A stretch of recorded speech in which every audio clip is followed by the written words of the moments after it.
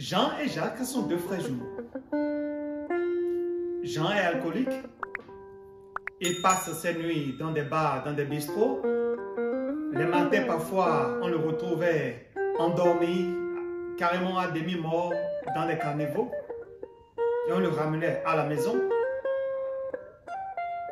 Jacques, quant à lui, est un entrepreneur brillant qui a réussi sa vie, vivant dans une très belle maison, roulant de grosses voitures, quelqu'un pour qui les affaires marchent très bien. Un jour, surpris par cette contrariété, un ami a décidé de savoir ce qui se passe. Parce que c'est quand même curieux que deux enfants nés le même jour, du même père et de la même mère, vivent une vie diamétralement opposée. Alors, poussant sa curiosité, cet ami a voulu savoir exactement ce qui s'est passé pour que deux frères nés du même père et de la même mère vivent une vie aussi diamétralement opposée. Jean, pourquoi es-tu comme ça? Pourquoi ta vie est à l'abandon? Pourquoi est-ce que ta vie est aussi misérable? À Jean de répondre, mon père fut alcoolique et nous a abandonnés, nous ses enfants et notre maman. Personne ne s'est occupé de nous. Alors comme lui, je suis aussi devenu alcoolique. Je ne suis qu'à l'image de mon père, puisque ne dit-on pas tel père, tel fils. Notre ami se rapprocha de Jacques et lui posa la même question. Qu'est-ce qui s'est passé pour que tu sois un homme d'affaires aussi brillant qui réussit dans tout ce qu'il entreprend? À Jacques de répondre. Enfant, j'ai eu un père alcoolique. Très tôt, je me suis rendu compte que je ne pouvais pas compter sur lui. Alors je suis sorti de la maison. Je me suis battu. J'ai volé de mes propres ailes. Et Dieu merci, mes efforts ont payé. Et voilà, aujourd'hui, je suis là où je suis. Salut à tous, je suis Achille Da Silveira et bienvenue encore une fois sur ma chaîne YouTube Achille Free. La chaîne qui vous donne les techniques nécessaires pour vous libérer de toutes ces chaînes qui vous retiennent captifs et vous maintiennent au sol. Aujourd'hui, j'ai décidé de vous parler de la responsabilité. Voilà l'histoire de deux frères jumeaux, Jean et Jacques. L'un alcoolique, l'autre brillant homme d'affaires qui réussit dans tout ce qu'il entreprend. Voilà deux messieurs qui ont vécu la même enfance, qui ont vécu dans les mêmes conditions, mais qui aujourd'hui vivent deux vies diamétralement opposées. On doit se poser des questions. Beaucoup aujourd'hui, lorsque vous leur posez la question de savoir pourquoi leur vie est encore à ce niveau-là, leur réponse, elle est toute faite, toute cuite. Soit c'est la faute de leurs parents qui ne se sont pas occupés de leur suivi, c'est la faute d'un père alcoolique qui les a abandonnés tout jeunes, d'une mère qui a divorcé de leur père, c'est la faute du gouvernement qui ne met aucune politique en place pour le développement, mais pour l'emploi. C'est la faute de la vie parce qu'ils ont été orphelins. C'est la faute de ci, c'est la faute de ça. Après tout ce discours, vous vous rendez compte simplement que ce n'est jamais leur faute à eux. C'est toujours la faute des autres. Ils ne sont jamais responsables de rien. C'est toujours la faute des autres. Mais ma question est la suivante. Comment pouvez-vous confier le volant de votre voiture à d'autres personnes? Pourquoi ne prenez-vous pas la responsabilité de votre propre vie? Pourquoi ce sont les autres qui décident pour vous? Je comprends que tout petit déjà, enfant, innocent, les autres ont décidé pour vous. Mais aujourd'hui, derrière quelle excuse vous cachez-vous? Puisque vous êtes maintenant grand et vous pouvez prendre votre vie en main, pourquoi c'est encore la faute des autres? Jean et Jacques ont subi la même situation. La négligence de leur père qui était alcoolique. Donc, les mêmes choses sont arrivées aux deux. Seulement, chacun d'eux a décidé à sa façon de gérer cette situation-là. Jean a voulu être comme son père. Tel père, tel fils, a-t-il dit. Mais Jacques, lui s'est dit, le plus important n'est pas ce qui t'arrive, mais ce que tu décides d'en faire. Alors très tôt, il s'est levé, il est sorti de la maison, il s'est battu et il est devenu un homme d'affaires prospère. Donc le plus important dans la vie n'est pas ce qui nous arrive, mais ce que nous décidons en faire. Qu'est-ce que je décide de faire de ce qui m'arrive? J'ai été orphelin, ce n'est pas la fin de la vie. Mon père a été alcoolique, ce n'est pas la fin de la vie. Mes parents ont divorcé très jeunes, ce n'est pas la fin de la vie.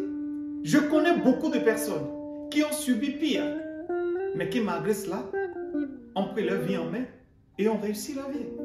Pourquoi? Parce qu'ils ont décidé de faire de cet événement qui est apparemment négatif est devenu un tremplin pour la réalisation de leurs rêves. Des exemples, je vais vous en citer.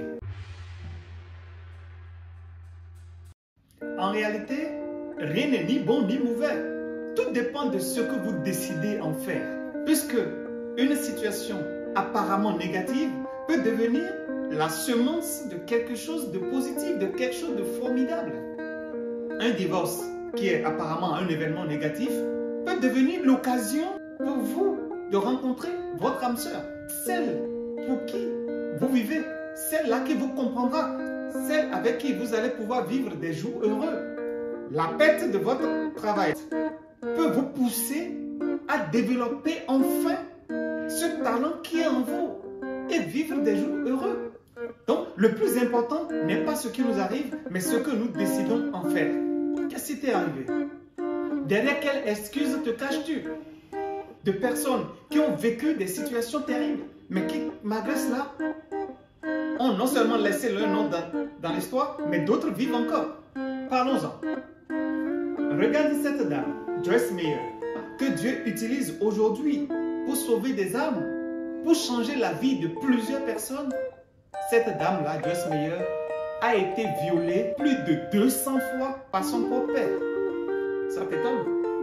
Cette belle dame que tu vois, celle-là qui parle de Dieu, qui aide les gens à sortir de leur léthargie, à sortir de leur situation monotone. Cette dame, Joyce Meyer, a été violée plus de 200 fois par son propre père, en présence de sa mère. Sa mère était là, mais la peur l'avait tellement terrifiée qu'elle n'a pu voler au secours. Mais aujourd'hui, la voilà, brave, prêchant, parlant de Dieu, amenant les gens à changer de vie. Tu connais bien celui-là, Cristiano Ronaldo, l'un des meilleurs joueurs de football du monde entier. Celui-là dont le salaire mensuel dépasse le budget annuel de plusieurs pays. Tu sais que son père a été alcoolique? Tu sais que son père, à cause de problèmes de l'alcool, ne s'est pas occupé de lui. Il a été abandonné avec sa mère parce que son papa était alcoolique. Mais est-il devenu alcoolique? Non, il est devenu l'homme que tu voudrais que ton enfant soit. L'homme que tu rêves être. Je te parlerai aussi de Moussa Mokhtar, dont j'ai fait la vidéo. Déjà tout petit, il a souffert de cancer d'os. Il a été amputé d'une jambe. Mais cela ne l'a pas empêché de réaliser son rêve, celui de devenir un danseur professionnel et surtout un coach en développement personnel. Regarde cette dame qui m'impressionne, que j'aime tellement écouter. Tokwe Alabi. Cette chanteuse de gospel, cette évangéliste. Son père la traitait comme une moins que rien. Son père lui a plusieurs fois répété qu'elle n'est qu'un échec.